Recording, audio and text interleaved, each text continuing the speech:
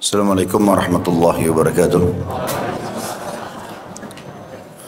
Alhamdulillah, selalu saja kita memuji Allah atas segala nikmat yang dilimpahkan kepada kita, dengan tentu penuh keyakinan bahwasanya Allah tidak akan pungkiri janjinya. Dengan kalimat Alhamdulillah, segala kebutuhan kita telah dijanjikan akan dipenuhi olehnya. Juga selanjutnya kita panjatkan salawat dan taslim kepada manusia yang telah diperintahkan oleh Allah untuk mengucapkan kepadanya salam hormat sebaik-baik suri tauladan bagi manusia, dan juga orang yang telah disempurnakan jalur nasabnya, fisik dan ilmunya oleh Allah subhanahu wa ta'ala. Maka jadilah orang setelah memuji Allah selalu membacakan salawat dan taslim kepada Nabi besar Muhammad sallallahu alaihi wasallam. Melanjutkan pada buku kita, beginilah cara mendidik anak, atau begini seharusnya mendidik anak, panduan mendidik anak sejak masa kandungan hingga dewasa berdasarkan Al-Quran dan Sunnah. Kita melanjutkan di halaman 99, subjudulnya adalah memberi nama anak. Kata penulis di sini, saya bacakan dulu. Islam sangat menganjurkan kepada orang tua agar memilih nama anak yang bagus lagi dicintai, maksudnya disukai, supaya menjadi ketetapan seluruh umat manusia, atau sudah menjadi ketetapan seluruh umat manusia, dan juga termasuk sunnah fitrah, maksudnya alami, ya, dalam semua jenis dan bentuk masyarakat, bahwa memberi nama anak yang baru lahir merupakan suatu keharusan untuk membedakan dari yang lainnya. Sebagai seorang pendidik yang baik, hendaknya memilih nama yang baik dan indah untuk anak yang terlahir sebagai bentuk realisasi pengamalan manhaj Islam atau metode Islam dalam mendidik anak. Maka Allah juga memerintahkan kepada setiap hamba agar berdoa dengan nama-nama Allah yang indah dan bagus, sebagaimana Allah menjelaskan dalam Al-Quran dalam surah Al-A'raf ayat 180. A'udzu billahi minasyaitonir rajim. Walillahil asma'ul husna fad'uuhu biha wa dharul ladzina yulhiduna fi asma'i sayujzauna ma kanu ya'malun.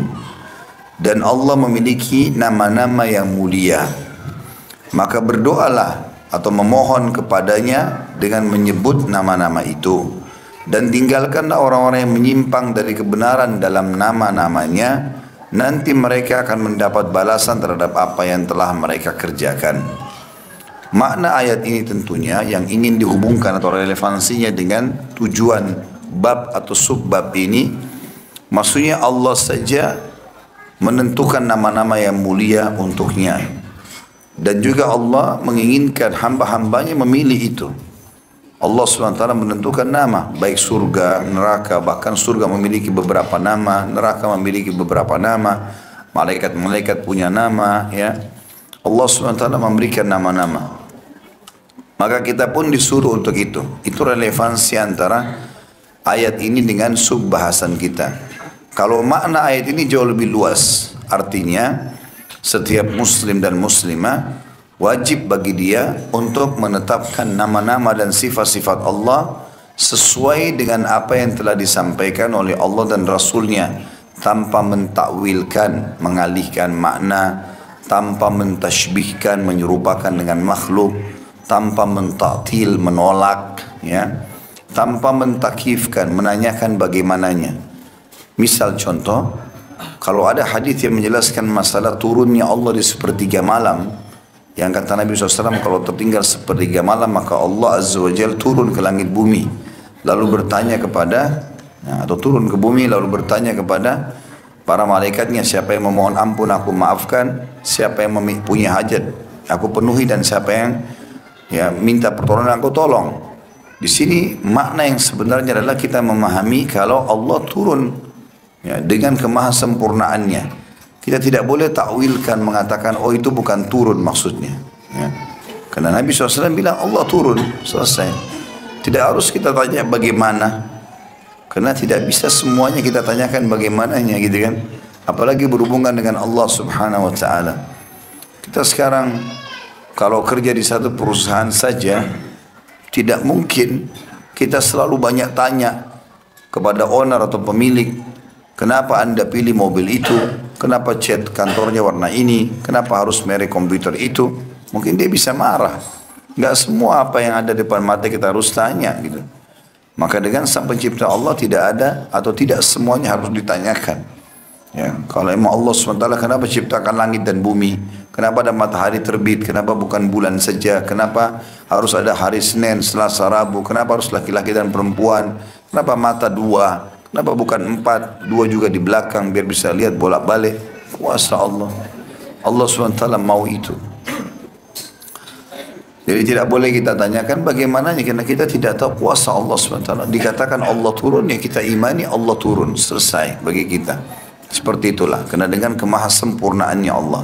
Ya, tidak boleh ditolak, tidak boleh diserupakan dengan makhluk, tidak boleh ditanyakan bagaimananya, dan juga tidak usah ya ditakwilkan, dialihkan maknanya. Nah, ini sudah ada bahasan sendiri saya bahas di dalam bab akidah ya, tentang masalah beriman kepada nama-nama dan sifat-sifat Allah. Dikatakan bahwasanya pada saat Allah berfirman kepada neraka hari kiamat dalam surah Qaf, halim talati wa taqulu hal min mazid. Neraka akan ditanya oleh Allah hari kiamat, apakah kau sudah penuh? Maka dia akan mengatakan, apakah ada tambahan? Kata Nabi SAW dalam hadis sahih, terus saja neraka mengatakan apakah ada tambahan, sampai Allah Sang Pencipta yang Maha Mulia meletakkan telapak kakinya pada neraka itu sehingga membuatnya berkerut seperti berkerutnya daging, gitu ya. Lalu dia mengatakan, demi kemuliaanmu cukuplah, cukuplah. Di sini hadis dijelaskan Allah Azza wa Jalla meletakkan telapak kakinya pada neraka. Ya sudah, kita imani apa adanya tanpa harus menyamakan dengan makhluk, ya. Dan sekian banyak Allah tertawa ya, melihat dua orang yang saling membunuh, dua-duanya masuk ke dalam surga. Bagaimananya yang tidak tahu, kita beriman saja Allah SWT tertawa ya. Karena tidak sama dengan makhluknya. Kita saja sama makhluk, kita manusia sama hewan-hewan beda mungkin ketawanya ya. Tidak bisa disamakan. Bagaimana dengan Sang Pencipta Allah yang jauh lebih sempurna ya. Kata Nabi, kata para sahabat, ya Rasulullah, bagaimana ceritanya dua orang yang saling membunuh, dua-dua masuk surga? Kata Nabi SAW, seorang mukmin ketemu sama orang kafir di medan perang, lalu si kafir membunuh si mukmin, maka mati syahid, masuk surga lah dia. Berjalan waktu, si kafir dapat hidayah masuk Islam, lalu dia juga ikut berperang, lalu dia juga dibunuh oleh kafir yang lain. Maka muslim, mukmin yang pertama terbunuh dan orang kafir yang akhirnya masuk Islam dan terbunuh juga, dua-duanya masuk dalam surga. Allah tertawa melihat mereka. Juga dalam hadis dikatakan Allah kagum dengan anak muda yang tidak mengikuti hawa nafsunya. Kagumnya Allah Subhanahu wa taala. Kebersamaan Allah. Allah mengatakan Allah bersama ya dengan makhluknya. Maka Allah Subhanahu wa taala dengan kemahasempurnaannya semua itu. Itu makna globalnya ayat ini ya. Tapi tadi sudah saya jelaskan relevansi bahasan kita adalah tentang masalah memilih nama ya. Kalau Allah juga memiliki nama-nama yang mulia, maka dia juga memerintahkan kita untuk memilih nama-nama yang mulia. Juga dalam firman-Nya yang lain dalam surah Al-Isra ayat 110 yang berbunyi, a'udzubillahi minasyaitonirrajim, qul ud'ullaha aw ud'ur rahman ayyamma tad'u falahul asmaul husna. Katakanlah wahai Rasul, serulah Allah atau seru Ar-Rahman, Ar-Rahim, Al-Ghafur, Asy-Syakur, nama-nama Allah. Dengan nama yang mana saja kalian menyerunya, maka dia mempunyai nama-nama yang terbaik. Ya. Dan ini termasuk salah satu syarat diterimanya doa menggunakan nama-nama Allah Subhanahu wa taala. Misalnya kita bilang, ya Ghafur, wahai Zat yang Maha Pengampun. Lalu kita ikutkan, Ighfirli, ampunilah aku. Ya Razzaq, wahai Zat pemberi rezeki. Urzukni, berikan aku rezeki. Maka itu termasuk salah satu penyebab diijabahnya doa, karena Allah mengatakan tadi dalam surah Al-A'raf 180, berdoalah kalian, memohonlah dengan menyebut nama-nama itu. Juga sabda Nabi SAW yang menyebutkan tentang pentingnya nama-nama yang baik adalah hadis riwayat Abu Daud nomor 4948 dengan sanad hasan. Dan Ibnu Hibban juga menyebutkan dalam sahihnya nomor 5818. Kata baginda Nabi SAW, innakum tud'auna yawmal qiyamati bi asma'ikum wa bi asma'i abaikum fa ahsinu asma'akum. Sesungguhnya kalian akan dipanggil pada hari kiamat dengan nama kalian dan nama bapak-bapak kalian. Maka perbaguslah nama-nama kalian itu. Ya. Di sini perhatikan, kalian akan dipanggil nama kalian dan nama siapa? Bapak kalian. Kata sebagian ulama hadis artinya pilih nama satu dan nama ayah juga satu. Ya. Tidak usah banyak-banyak namanya ini. Indonesia paling suka nama panjang-panjang. Ya. Lihat nama nabi-nabi, Adam, Nuh, Idris, Saleh, Shu'aib, satu nama. Satu nama.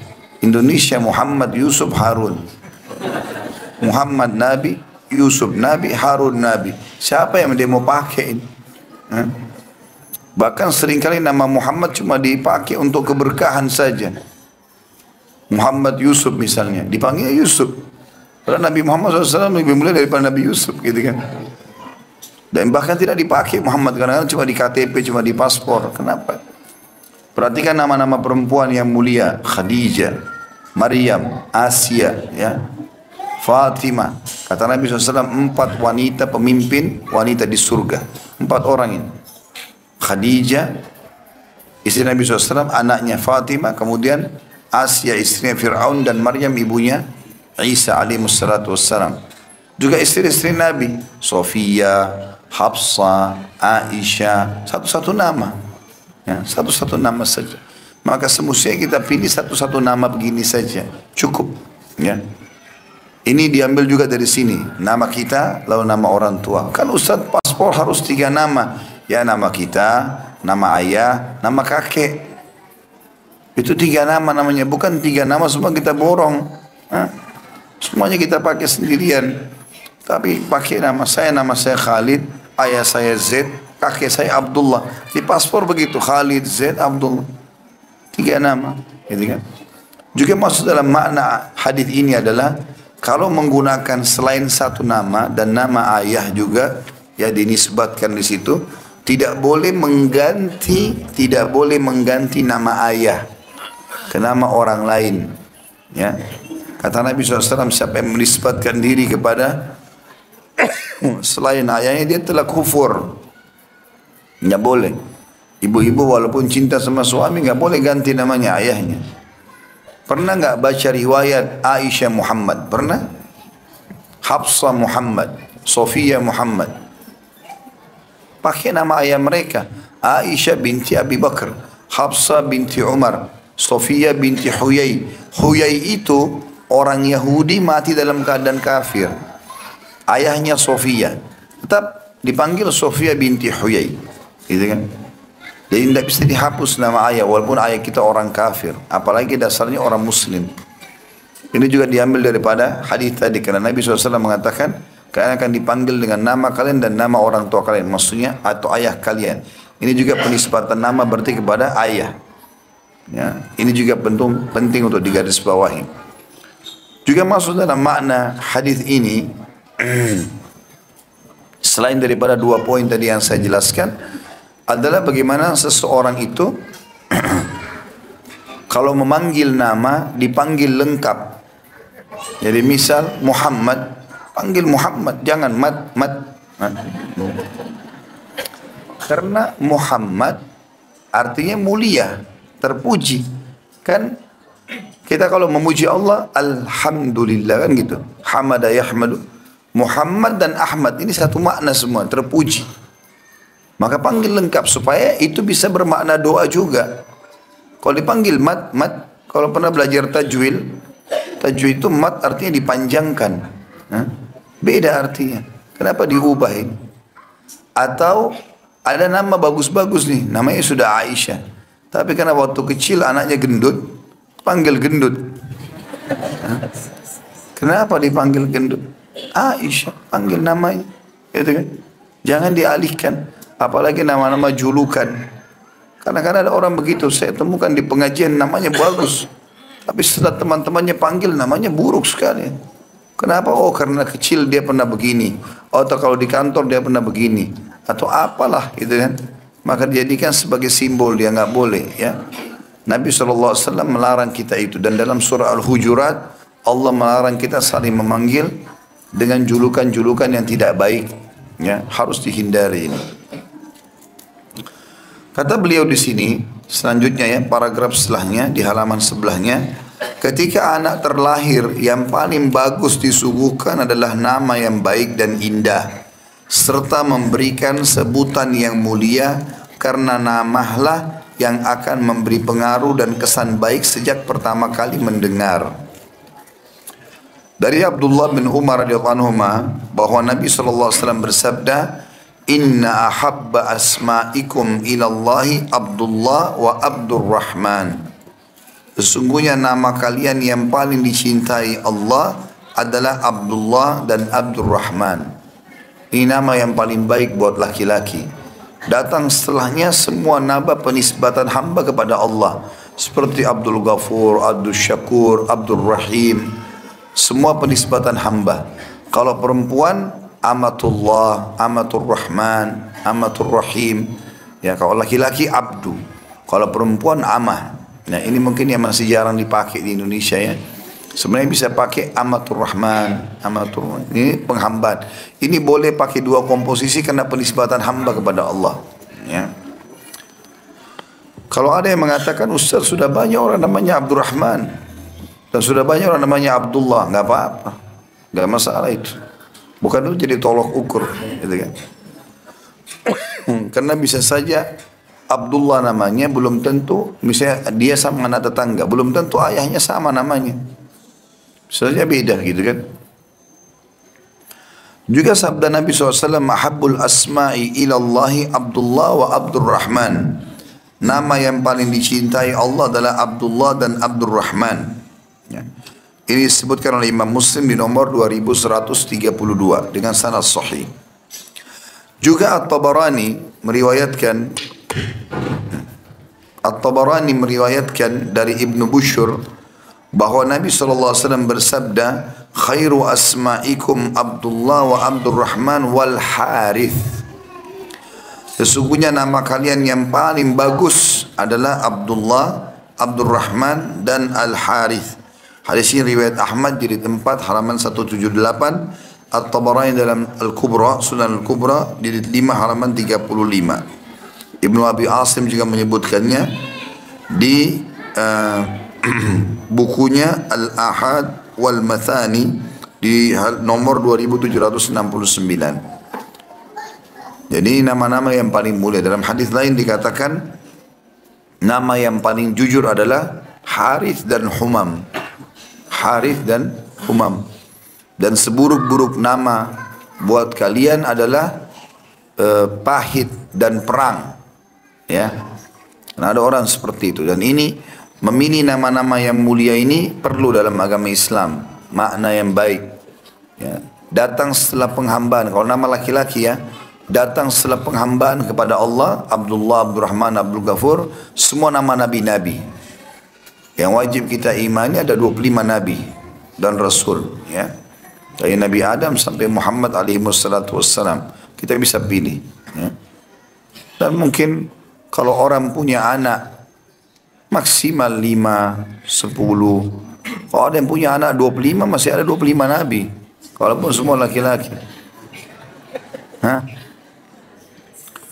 Kemudian juga datang setelahnya semua nama-nama orang-orang soleh dari kalangan sahabat, ya.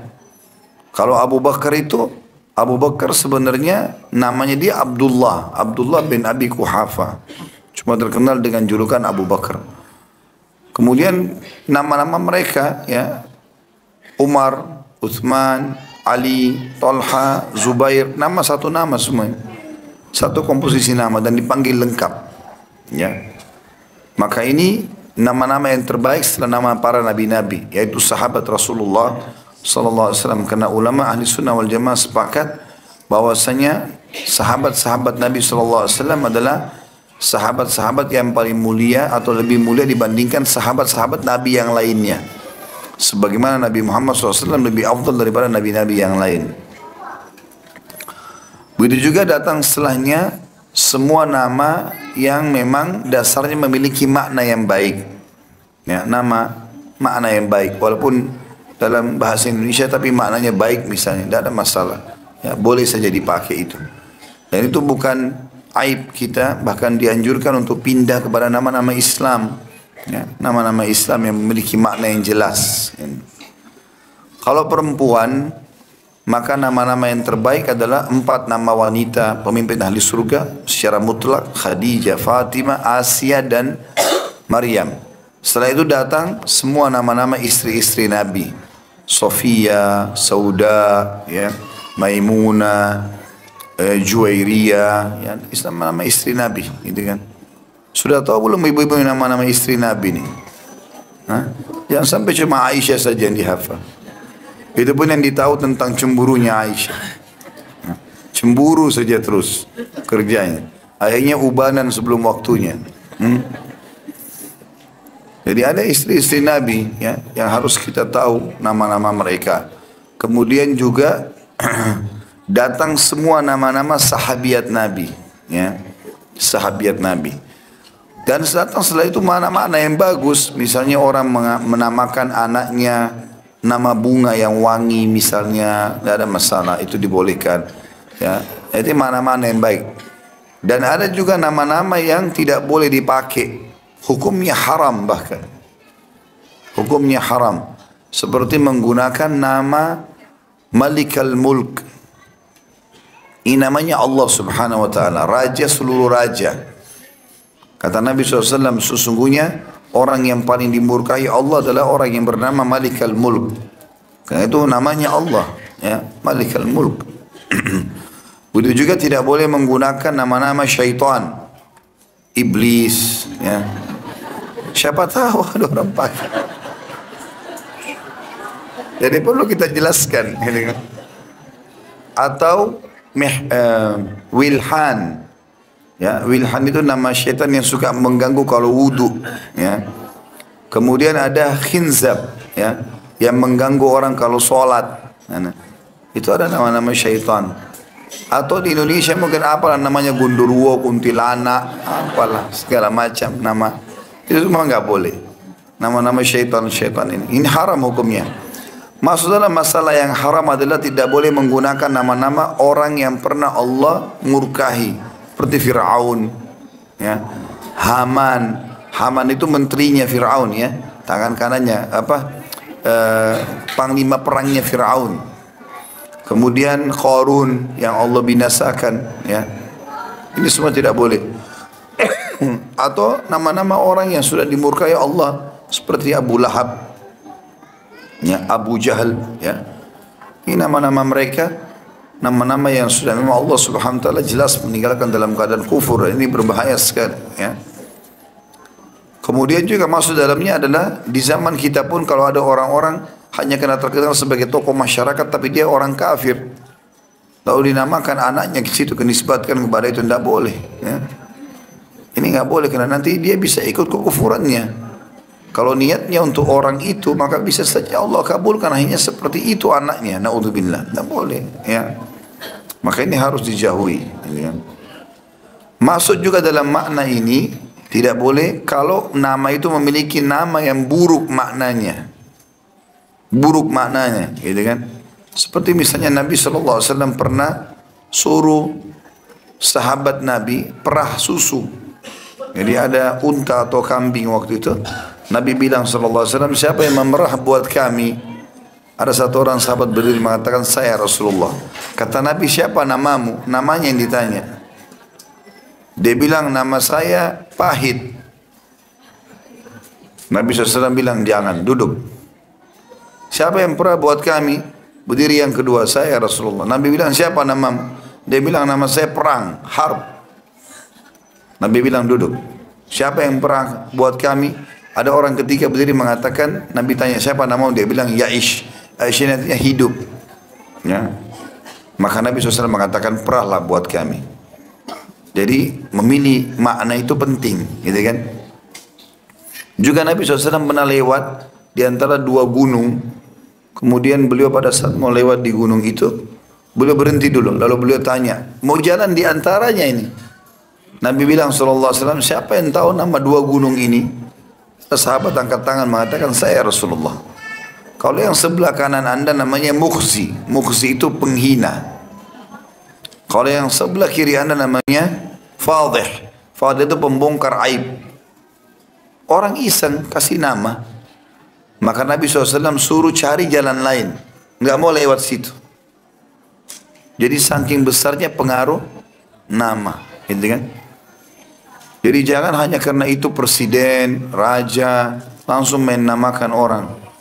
Kita kan tidak tahu orang itu bagaimana akhir hidupnya, bagaimana kebaikannya, apalagi diniatkan supaya jadi seperti orang itu, hati-hati. Ya.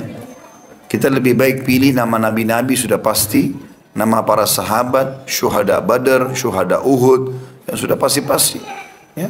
Ahli Al-Quran dari para sahabat, dari para tabi'in, itu bagus sekali. Maka kita pilih nama-nama yang mulia ini sangat penting dan pengaruhnya besar. Ya. Termasuk ada larangan, tapi ini sebagian ulama masukkan dalam masalah makruh menggunakan nama para malaikat. Seperti Jibril, Mikail, Israfil. Ini sebagian ulama masukkan dalam kategori makruh. Ya. Jadi lebih baik dia jangan menggunakan itu.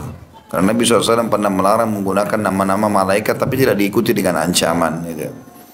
Maka ini sebaiknya dijauhi, ya, menggunakan nama-nama yang seperti ini. Kemudian kata beliau, yang harus diperhatikan dalam memberi nama anak. Hendaklah nama anak diambil dari nama-nama tokoh agama atau ulama, baik dari kalangan para nabi, rasul, dan nama-nama orang saleh dalam rangka taqarrub kepada Allah Subhanahu wa taala. Taqarrub artinya mendekatkan diri kepada Allah. Yang pegang bukunya di garis bawah itu tulis terjemahannya itu. Taqarrub artinya pendekatan atau mendekatkan diri kepada Allah. Hendaknya nama tersebut bagus dan sesuai dengan kondisi orang yang diberi nama, serta cocok dengan tingkatan sosial dan keadaan status. Nabi SAW telah memberi nama anak cucunya dengan nama yang indah seperti Muhammad bin Hanafiyah. Sebagai bentuk penghargaan, penghormatan dan pengagungan kepada cucunya. Hadis ini disebutkan oleh Abul Hasan Al-Mawardi dalam kitab Nasihah Al-Mulk atau Nasihah Al-Muluk. Ya. Juga dari Muhammad bin Al-Hanafiyah. Sebenarnya Muhammad ini adalah anaknya Ali bin Abi Thalib. Ya. Dia semestinya namanya Muhammad bin Ali.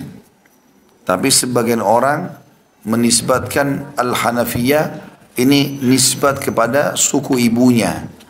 Agar bisa membedakan antara dia sama Hasan dan Husain radhiyallahu anhu ajma'in. Gitu. Karena beda ibu. Hasan dan Husain dari Fatimah radhiyallahu anha. Ini adalah manusia yang tentu wanita yang terbaik. Maka untuk membedakan diberikan nama seperti ini. Dari Ali radhiyallahu anhu bahwa dia meminta izin kepada Rasulullah SAW agar dibolehkan memberi nama anaknya dengan nama beliau. Dan diberi sebutan dengan kunyah beliau. Ini adalah rukhsah atau keringanan dari beliau Rasulullah SAW. Ya, dari beliau Rasulullah telah melarang seseorang menggunakan kunyah beliau Abul Qasim. Ya, kunyah artinya julukan ya. Dia berkata, maka namanya adalah Muhammad dan kunyahnya adalah Abul Qasim. Hadis ini riwayat Abu Daud jilid 4 halaman 448. Artinya kita kalau mau menggunakan nama Nabi boleh Muhammad, tapi jangan gunakan julukan Nabi. Julukan Nabi Abul Qasim karena anak pertama Nabi laki-laki namanya Qasim. Ya. Dan termasuk sunnah Nabi teman-teman, kita kalau sudah punya anak yang Allah karunia Masya Allah nikmat ini, maka dia menisbatkan diri pada anaknya itu. Misal ada orang namanya Muhammad, nama anak dia laki-laki Ahmad, maka dia dipanggil Abu Ahmad. Istrinya dipanggil Ummu Ahmad, itu lebih baik. Itu kunyah, dan itu disunnahkan oleh Nabi SAW. Beliau pun dipanggil dengan kunyah Abul Qasim. Ya. Dan bagi orang yang belum punya anak, kemudian dia juga ingin punya kunyah, dibolehkan. Karena pernah Aisyah radhiyallahu anha izin dengan Nabi SAW ya, menggunakan kunyah Ummu Abdillah, dan Nabi SAW izinkan itu. Ya, Nabi SAW izinkan. Artinya kalau nanti Allah karunia anak laki-laki, dia mau namakan Abdillah. Ya, saking pentingnya menggunakan nama-nama begini. Kalau orang punya anak perempuan semua, maka dia cari nama anak perempuan tertua. Ya, misalnya nama dia Muhammad, nama anaknya misalnya Aisyah. Yang lain juga semua nama perempuan. Misalnya ada 3 anak perempuan semua. Ada Aisyah, ada Hafsah, ada Maimunah. Misal contoh. Maka dia dipanggil penisbatan diri kepada anak perempuan pertamanya. Misalnya Abu Aisyah atau Ummu Aisyah. Tapi kalau kapan dia lahir dapat anak laki-laki, maka anak laki-laki ini menggantikan semua penisbatan nama anak perempuan. Misal 3 anak perempuan, pas anak keempat laki-laki, dinamakan Ahmad. Maka digantilah kunya dia yang tadinya Abu Aisyah, Ummu Aisyah diganti dengan Abu Ahmad dan Ummu Ahmad. Seperti itulah. Ini termasuk bagian daripada yang disunnahkan oleh Nabi SAW. Di antara kelembutan Nabi SAW adalah memberi nama anak Abbas dengan Abdullah ketika dia lahir. Dari Abdullah bin Abbas radhiyallahu anhuma bahwa Ummu Fadl binti Harith ini istrinya Abbas paman Nabi SAW berkata, ketika saya lewat Nabi SAW sedang berada di Hijr Ismail, lalu beliau bertanya, wahai Ummu Fadl, dia menjawab, labbaika ya Rasulullah. Labbaika artinya saya jawab panggilanmu dengan santun. Beliau bertanya, kamu sudah mengandung anak laki-laki? Saya berkata, bagaimana bisa kaum Quraisy sudah bersekutu untuk tidak melahirkan anak perempuan? Maka beliau bersabda, itulah yang saya katakan padamu. Bila nanti kamu melahirkan, bawalah bayimu kepadaku. Ya. Maksudnya di sini Ummu Fadl ini adalah istri pamannya Nabi, istrinya Abbas. Kebetulan lagi hamil, ketemu dengan Nabi di Mekah. Waktu itu belum hijrah. Dan kebetulan Ummu Fadl ini termasuk orang yang meyakini tentang risalah Nabi Muhammad SAW. Maka Nabi bilang, kau lagi hamil laki-laki? Dia bilang, iya. Karena orang-orang Quraisy juga tidak suka dengan anak perempuan. Gitu kan. Dan mereka mencari jalan untuk bisa punya anak laki-laki. Dan memang anak laki-laki, maka kata Nabi SAW, kalau lahir nanti bawa ke saya. Ketika saya, kata Ummu Fadl, telah melahirkan, saya bawa bayi itu kepada Nabi SAW dan beliau memberi nama Abdullah. Kemudian beliau bersabda, bawalah pergi, dia akan menjadi anak yang cerdas. Maka aku datang kepada Abbas dan aku kabarkan hal itu. Dia tersenyum kemudian datang kepada Nabi SAW dan dia adalah seorang laki-laki yang tampan, gagah dan perawakannya tinggi. Ketika Nabi SAW melihatnya, maka beliau berdiri lalu mencium di antara kedua matanya dan didudukkan di sebelah kanannya. Kemudian beliau bersabda, ini adalah pamanku. Barang siapa yang ingin bangga, hendaklah bangga dengan pamannya. Abbas berkata, bicara yang lain saja wahai Rasulullah. Rasulullah SAW bersabda, kenapa saya tidak boleh berkata itu? Engkau adalah pamanku dan sebagian bapak-bapakku, karena pamanku adalah orang tua. Hadis ini disebutkan atau dinukil dari kitab Al-Mulh Al-Mulhul Latif fi Usul Al-Hadith di halaman 230. Hadis ini memberikan gambaran kepada kita bahwasanya paman juga posisinya pengganti ayah. Jadi berbakti pada paman sama dengan berbakti pada ayah. Sebagaimana berbakti pada tante dari ibu, berbakti pada ibu itu sendiri. Tapi di sini saksi bahasan adalah bagaimana Nabi SAW cinta pada pamannya, lalu dia memberikan nama untuk anak pamannya Abdullah. Lalu dia mendoakan agar Abdullah menjadi orang yang cerdas dan baik secara agama. Maka betul Abdullah bin Abbas radhiyallahu anhu adalah sahabat Nabi yang terkenal sebagai penterjemah dan ahli tafsirnya Al-Quran. Dari Abu Wahab Al-Jushami, dia berkata bahwa Rasulullah SAW bersabda, tasammu bi asma'il anbiya wa ahabbul asma'i ilallahi ta'ala Abdullah wa Abdurrahman wa asdaquha Harithun wa Hammam wa akbahuha Harbun wa Murrah. Gunakanlah nama-nama para nabi. Nama yang paling dicintai Allah adalah Abdullah dan Abdurrahman. Nama yang paling jujur adalah Harith dan Hammam. Nama yang paling buruk adalah Harb. Harb artinya perang ya. Dan Murrah artinya pahit. Ya, ditulis terjemahnya itu bagian pegangan buku.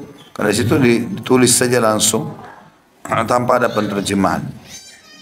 Tanpa ada terjemahan. Riwayat An-Nasai nomor 3509, Abu Daud 4950 dan juga Ahmad 18258. Imam Muslim meriwayatkan dari Jabir radhiyallahu anhu, dia berkata, di antara kaum kami ada yang melahirkan anak lalu diberi nama Muhammad. Maka kaumnya mengatakan, kami tidak akan membiarkan kamu memberi nama anakmu dengan nama Rasulullah. Maka orang tersebut membawa anaknya sambil digendong di belakang punggungnya menghadap Nabi SAW. Lalu dia berkata, wahai Rasulullah, anakku telah lahir dan aku memberinya nama Muhammad. Dan kaumku berkata, kami tidak akan membiarkan kamu memberi nama anakmu dengan nama Rasulullah SAW. Maka beliau bersabda, gunakanlah namaku dan jangan menggunakan kunyaku. Kunya tadi saya bilang julukan ya, Abul Qasim. Itu enggak dipakai. Karena akulah Abul Qasim yang membagi secara adil di antara kalian atau di antara kalian. Hadis ini diriwayatkan oleh Imam Muslim nomor 2133, Imam Bukhari secara ringkas di nomor 3538. Baik, selanjutnya bagaimana dengan nama-nama kalau sudah terlanjur namanya buruk, apa yang harus dilakukan? Maka dianjurkan mengganti nama itu. Ada subjudul di situ, Nabi SAW mengubah nama-nama buruk. Nabi sangat senang nama-nama yang bagus dan membenci nama-nama buruk. Ibnu Qayyim rahimahullah menuturkan bahwa ketika Sahal bin Amr, Sahal artinya mudah, datang kepada Rasulullah SAW pada waktu perjanjian Hudaybiyah, maka Nabi SAW bersabda, semoga Allah memudahkan urusan kalian.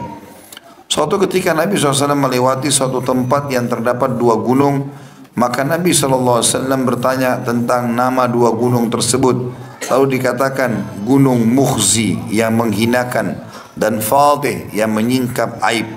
Maka Rasulullah SAW menjauh darinya dan tidak melewati jalan yang ada di antara dua gunung tersebut. Hadis ini disebutkan oleh Ibnu Qayyim dalam Tuhfatu Al-Maudud bi Ahkamil Maulud di halaman 41. Termasuk sunnah Nabi SAW adalah mengubah nama-nama yang buruk dan diganti dengan nama-nama yang bagus. Sebagaimana diriwayatkan dari Ibnu Umar radhiyallahu anhu bahwa Rasulullah SAW mengubah nama seorang wanita Asiyah ya, atau wanita yang durhaka dengan nama Jamila atau cantik. Hadis ini riwayat Imam Muslim nomor 2139.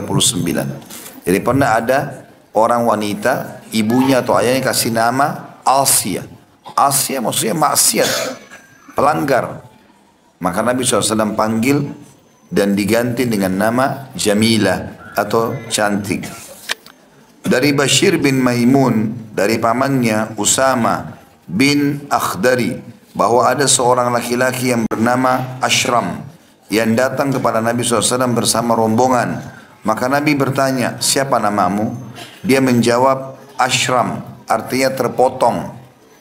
Maka beliau bersabda, sekarang namamu Zur'ah atau tumbuh. Ya.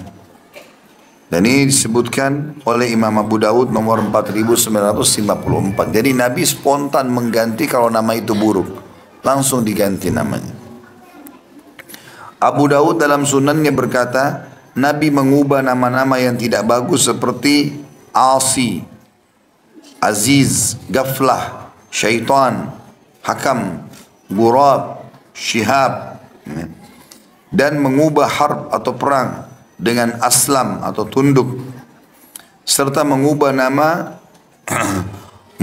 muttaji' atau muttaji' artinya berbaring dengan nama mumba'ith, bangun. Begitu juga tanah yang bernama afirah, tandus, diubah menjadi khadirah, hijau. Lembah yang bernama dolala, kesesatan, diubah oleh Nabi SAW menjadi lembah hidayah, petunjuk. Serta Bani Az-Zinyah, anak-anak zina, diubah menjadi Bani Ar-Rishdah, anak-anak yang lurus.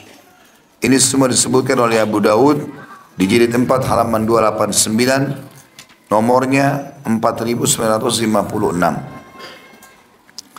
Juga dari Abu Ishaq, dari Hani bin Hani, dari Ali radhiyallahu anhu, dia berkata, ketika Al Hasan lahir, saya memberi nama Harb. Ya. Maka Nabi SAW datang lalu bersabda, coba bawa kemari cucuku dan kalian beri nama siapa? Kami berkata, kami beri nama Harb, perang. Orang Arab dulu suka dengan nama perang ini supaya anaknya jadi pemberani maksudnya. Maka beliau bersabda, bahkan nama dia adalah Al-Hasan. Al-Hasan artinya yang bagus. Ya. Hasan artinya bagus.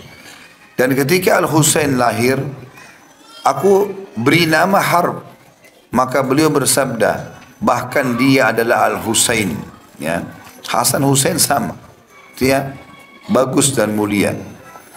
Maka dia berkata, ketika anakku yang ketiga lahir, maka aku beri nama Harb. Jadi tetap saja Ali bin Abi Thalib berikan nama perang, gitu kan. Maka Nabi SAW bersabda, coba bawa kemari cucuku dan kalian beri nama siapa? Kami berkata Harb. Maka Nabi SAW mengatakan, bahkan dia adalah Muhsin. Ya. Muhsin artinya orang yang berbuat baik. Kemudian beliau bersabda, sungguhnya aku memberi nama mereka dengan nama-nama anak-anak Harun, yaitu Bishr, Bashir, dan Mubashir. Ya. Hadits ini disebutkan oleh Imam Ahmad nomor 730 dan diulangi lagi di nomor 904. Dan Ibnu Qayyim sebutkan ini dalam buku beliau masyhur Tuhfatul Maudud bi Ahkamil Maulud, ya, di halaman 91. Ya, jadi di sini bagus juga kalau seseorang memberi nama teman-teman sekalian yang mirip-mirip, ya. Yang mirip-mirip, yang penting maknanya bagus, ya. Maknanya bagus, maka kita bisa memilih nama-nama itu, ya. Misal dimulai dengan huruf A semuanya, tapi maknanya bagus, ya. Atau dimulai dengan huruf apa, alif dalam bahasa Arab, ain misalnya, shin, maka itu semuanya dicari dan disamaratakan. Di sini Nabi SAW mengatakan, cucu-cucuku ini aku akan berikan juga panggilan nama yang lain dengan nama-namanya Nabi Harun, yaitu Bishr, Bashir, dan Mubashir. Ya. Artinya tadi Hasan, Husain, dan Muhsin dikasih nama lain juga oleh Nabi SAW. Ini menandakan boleh juga orang memiliki lebih dari satu nama, tapi bukan satu rangkaian, ya. Ya, misal nama dia Hasan tadi dipanggil juga Bishr, ya, atau berita gembira. Di antara nama-nama yang buruk adalah dari Samurah bin Jundub dari Nabi SAW bersabda, janganlah kalian memberi nama anak kalian dengan Yasar atau mudah, Rabah, untung, Najih, sukses, dan Aflah. Ya. Aflah itu sebenarnya terjemahan lebih tepatnya menang. Ya. Ini disebutkan di riwayat Imam Muslim nomor 2136. Ya. Artinya ini nama-nama yang dianjurkan oleh Nabi SAW untuk dihindari. Ya. Untuk dihindari. Dari Umar dia berkata bahwa Rasulullah SAW juga bersabda, sungguh aku melarang seseorang diberi nama Rafi' yang meninggikan, atau Barakah, dan Yasar. Yasar artinya kiri, ya, atau bisa berarti di sini mudah. Ya. Hadits ini diriwayatkan oleh Tirmidzi di nomor 2835. Para ulama sepakat haram menggunakan nama dari sesuatu yang disembah selain Allah, seperti Abdul Ka'bah, Abdul Nabi, ya, Abdul Ka'bah maksudnya hambanya Ka'bah, Abdul Nabi maksudnya hambanya Nabi, Abdul Rasul hambanya Rasul, Abdul Hasan, Abdul Husain hambanya Hasan, hambanya Husain, serta Abdul Ali hambanya Ali, sebagaimana terdapat pada sebagian negara-negara Arab dan lainnya. Begitu juga haram menggunakan nama seperti Raja Diraja, ya, saya sudah bilang tadi, Malikal Mulk namanya Allah, atau Qatil Quwat, ya, hakim, di atas semuanya hakim. atau Sayyidun Nas, tuannya manusia, karena ini julukan khusus untuk Nabi sallallahu alaihi wasallam, atau Sayyidul Kul, tuan segala sesuatu. Dan juga dilarang menggunakan nama-nama syaitan dan Fir'aun. Dimakruhkan menggunakan nama-nama para malaikat dan juga nama-nama yang tidak disukai dan kurang berkenan dalam perasaan manusia, sehingga dengan nama tersebut menjadi sebab jauh dari ajaran Islam. Di antara sebagian orang tua ada yang memberi nama anak-anaknya dengan syahad, ya. Ini seperti soretan, ya, sobekan maknanya. Khaisyah, ya. Ini nama-nama hewan yang biasa dipanggil keledai, pejantan, pembunuh, ya. Dengan tujuan agar anaknya bisa hidup. Hal ini bertentangan dengan syariat. Jadi ada keyakinan sebagian orang, mungkin Bapak Ibu pernah dengar juga di Indonesia, ya. Jadi supaya anaknya tidak sakit, dinamakan sakit. Misalnya. Nah, ya. Supaya anaknya tidak jelek, maka dia namakan jelek. Misalnya. Dengan alasan bahwasanya nanti anaknya akan dapat timbal baliknya. Itu keliru. Nggak benar. Justru harus dari awal kita cari makna yang bagus, ya. Kata beliau, kematian dan kehidupan adalah di tangan Allah, sehingga nama-nama itu akan menjadikan bahan ejekan teman-temannya. Begitu juga wajib menghindari dari nama-nama yang mengandung tingkah laku manja dan memancing fitnah, seperti Hayyam, Ahlam, atau Fatin, ya. Ya, ini semua nama-nama yang harus dihindari. Intinya Ahlam, Hayyam ini angan-angan, halusinasi, ya, halusinasi. Ini masuk dalam makna itu. Atau Fatin, penyebar fitnah, ya. Kadang-kadang juga ada orang menamakan anak perempuannya dengan ini. Dia namakan Fatin, maksudnya supaya dia cantik dan disukai orang. Padahal maknanya maksudnya penyebar fitnah, suka ganggu orang nanti, ya.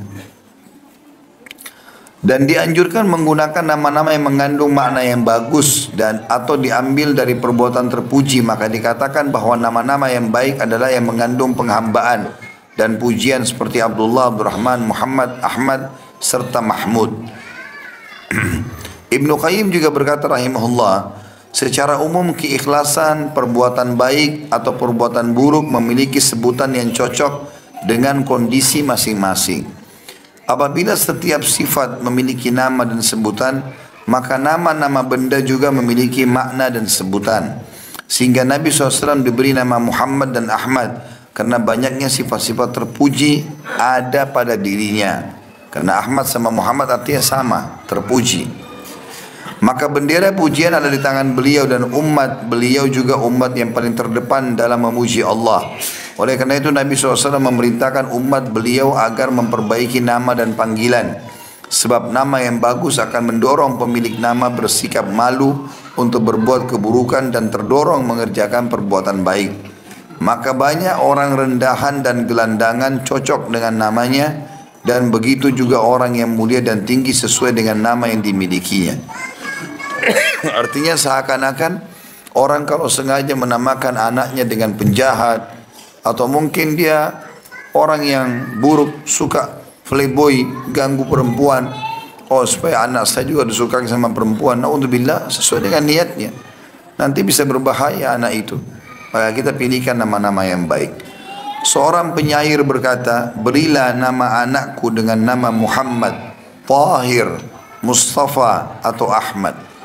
Muhammad sama Ahmad artinya terpuji, Tahir artinya suci, Mustafa artinya terpilih. Dan bila kamu mau berilah nama anakmu dengan Abdullah agar hidup di bawah kasih dan kelembutan Allah. Bila anak perempuan, berilah nama dengan Ummu Hani dan bukan Fairuz atau Asmahan. Artinya ini penyair mengatakan, ya. Ummu Hani maksudnya adalah nama saudaranya Ali bin Abi Thalib, wanita salihah. Maka diberikan julukan seperti itu jauh lebih baik daripada nama-nama yang tidak memiliki makna yang jelas, ya. Jadi tidak perlu teman-teman kita hubungkan dengan apa namanya, bulan dia lahir, tempat dia lahir, nama rumah sakitnya. Ada begitu kan, ya. Karena ayah saya kebetulan punya klinik di Makassar, seringkali ada banyak ibu-ibu yang datang melahirkan di nama klinik misalnya Nur Shifa, maka dia lahir di bulan Sya'ban, dikasihlah Nur Shifa Sya'ban, siapa lagi ditambah nama panjang sekali, gitu kan? Maka nggak jelas. Nah, sebaiknya tidak usah seperti itu dan kita cukupkan sebagaimana sudah kita jelaskan tadi tentang adab-adab nama itu, ya. Baik, begitu saja. Mudah-mudahan apa yang kita bahas hari ini bermanfaat buat kita semua. Subhanakallahumma bihamdika asyhadu an la ilaha illa anta astaghfiruka wa atubu ilaik. Wassalamualaikum warahmatullahi wabarakatuh.